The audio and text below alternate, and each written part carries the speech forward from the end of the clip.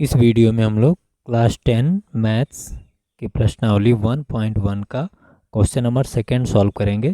ठीक है, question number first और यूक्लिड विभाजन प्रमेयिका क्या होती है इसके बारे में हम लोगों ने पिछली वीडियो में समझ लिया है। अगर आपने पिछली वीडियो नहीं देखा है तो आप उसे देख कर आएँ, तब क्वेश्चन नंबर सेकंड सॉल्व करें। ठीक है, तो चलिए क्वेश्चन नंबर सेकंड को सॉल्व करते हैं। दर्शाइए कि कोई भी धनात्मक पूर्णांक 6q+1 या 6q+3 या 6q+5 के रूप का होता है जहां q कोई पूर्णांक है। ठीक है, आप अपने साथ बुक लेकर बैठिएगा क्योंकि मैंने क्वेश्चन को राइट नहीं किया है। ठीक है, तो हम लोग लिखेंगे माना धनात्मक विषम पूर्णांक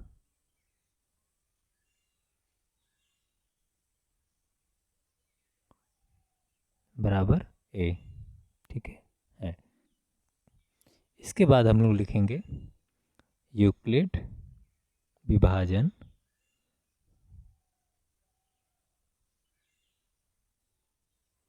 प्रमेयिका से।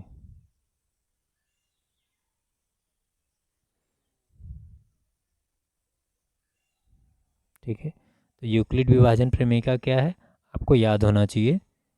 यूक्लिड विभाजन प्रमेयिका है ए बराबर BQ+R। ठीक है, और यहाँ पर b की वैल्यू कितना दिया हुआ है क्वेश्चन में देखते हैं। तो b की वैल्यू दिया हुआ है 6।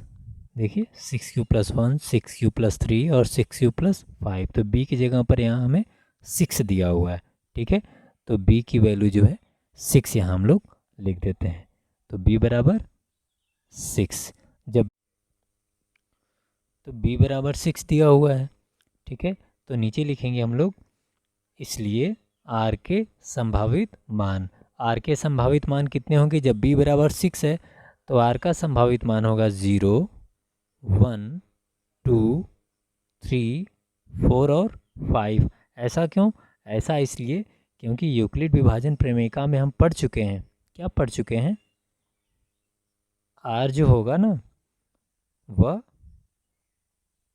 0 के बराबर होगा या 0 से बड़ा होगा। ठीक है, और b से क्या होगा? छोटा होगा। ठीक है, आप इसे ऐसे लिख दीजिएगा।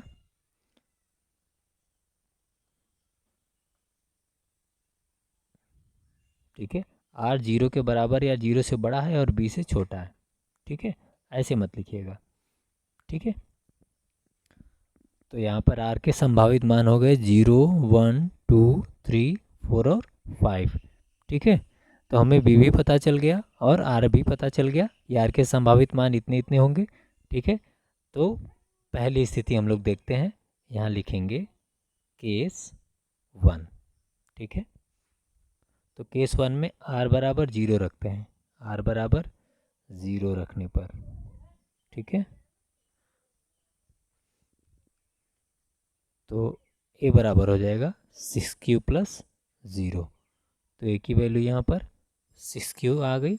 ठीक है, अब देखिए 6q क्या है? 6q एक सम संख्या है।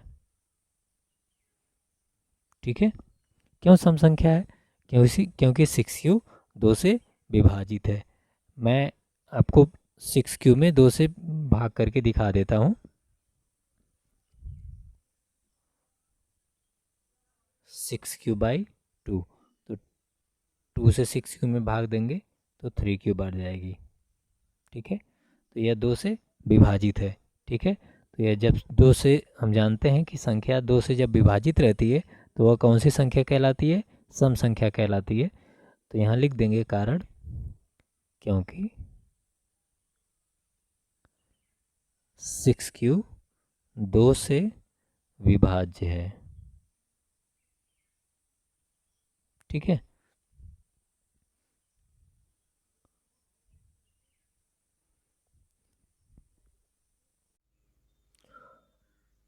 अब चलिए हम लोग केस नंबर सेकंड देखते हैं। r बराबर 1 रखने पर तो हो जाएगा a बराबर 6q+1, और 6q+1 क्या होगी?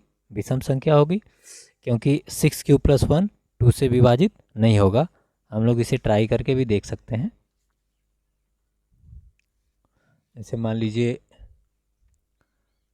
6³ + 1 को हमने यहाँ रखा और बाई 2 किया, तो जब काटेंगे तो यह तो कट जाएगा लेकिन 1 नहीं कटेगा, तो यानी यह 2 से विभाजित नहीं होगी। और जो संख्या 2 से विभाजित नहीं होती है वह विषम संख्या होती है। तो यहाँ लिख देंगे कारण भी, क्योंकि 6³ + 1 2 से अविभाज्य है। ठीक है, अब केस नंबर 3 देखते हैं। ठीक है, r बराबर 2 रखने पर। ठीक है, तो क्या हो जाएगा, a बराबर 6³ + 2, और 6³ + 2 क्या होगी, एक सम संख्या होगी। तो यहाँ लिखेंगे यह सम संख्या है, क्योंकि 2 से विभाज्य है। ठीक है, चलिए हम लोग अब केस नंबर 4 देखते हैं। ठीक है, r बराबर 3 रखने पर तो a बराबर हो जाएगा 6³ + 3, और 6³ + 3 क्या होगी, एक विषम संख्या होगी। ठीक है, तो यहाँ लिखेंगे 6³ + 3 विषम संख्या है। क्यों विषम संख्या है, तो लिखेंगे क्योंकि 2 से अविभाज्य है, अविभाज्य है। ठीक है, यह देखिए 6³ + 2 सम संख्या है। आपको डाउट अगर है तो आप डिवीज़न कर सकते हैं। मैं यहाँ पर डिवीज़न कर देता हूँ, आप कहीं और कर लीजिएगा। ठीक है, देखिए 6³ + 2 डिवाइडेड बाई 2, तो देखिए यहाँ से 2 कॉमन ले लेते हैं हम, तो 2 जब कॉमन लेंगे तो यहाँ 3³ बचेगा +1 बाई 2, 2 से 2 कट जाएगा, तो 3³ + 1 बचा, यानी 2 से पूरा पूरा यह कट गया, इसलिए सम संख्या होगी। ठीक है, और इसमें 2 से डिवाइड करेंगे तो यह 2 से पूरा पूरा नहीं विभाजित होगा, इसलिए विषम संख्या होगी। ठीक है, तो आप इसे रब पे करिएगा। ठीक है, यहाँ बस आप कारण लिख देंगे तो इतना ही बहुत हो जाएगा। ठीक है, अब हम लोग केस नंबर 5 पर चलते हैं। r बराबर 4 रखने पर।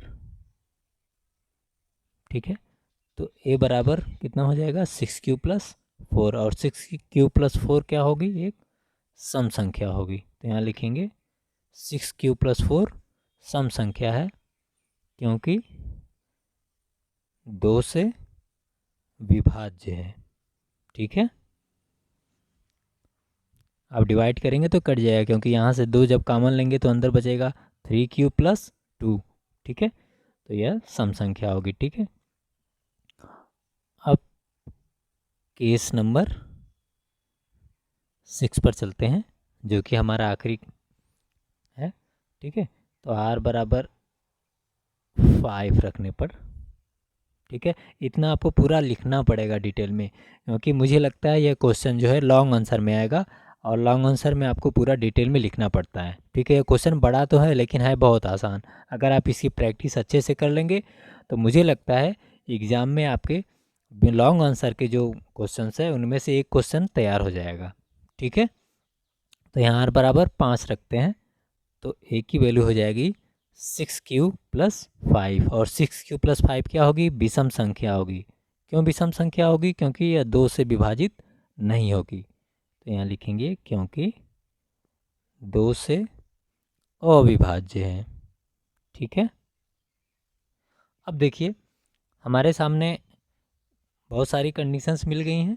ठीक है, तो केस नंबर 1 और केस नंबर 3 और केस नंबर 4 में क्या मिला हमको, ये सम संख्याएं मिली हैं। तो हमको सम संख्या से तो मतलब नहीं है, हमको विषम संख्या से मतलब है। तो यहाँ पर लिखेंगे आगे। चलिए अब लास्ट में हम लोग क्या करेंगे, हमारे जो सारे स्थितियाँ हैं हमने इसे क्लियर कर लिया है। ठीक है, तो अब हम लोग यहाँ लिखेंगे नीचे केस नंबर, देखिए केस नंबर 1, केस नंबर 3 और केस नंबर 4 क्या है, सम संख्याएं हैं। ठीक है, तो हमको सम संख्या से तो मतलब नहीं है, हमको विषम संख्या से मतलब है। तो विषम संख्या किस केस में है? केस नंबर सेकेंड में है, और केस नंबर 4 में, और केस नंबर 6 में है। तो यहाँ लिख देंगे, अतः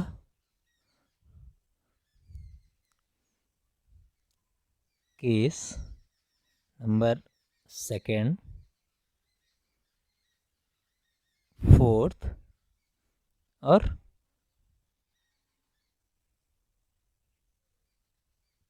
सिक्स से। ठीक है, इतना लिखने के बाद आप लिखेंगे, बस वही जो क्वेश्चन में लिखा हुआ है उस पूरे वाक्य को लिख दीजिएगा यहाँ से।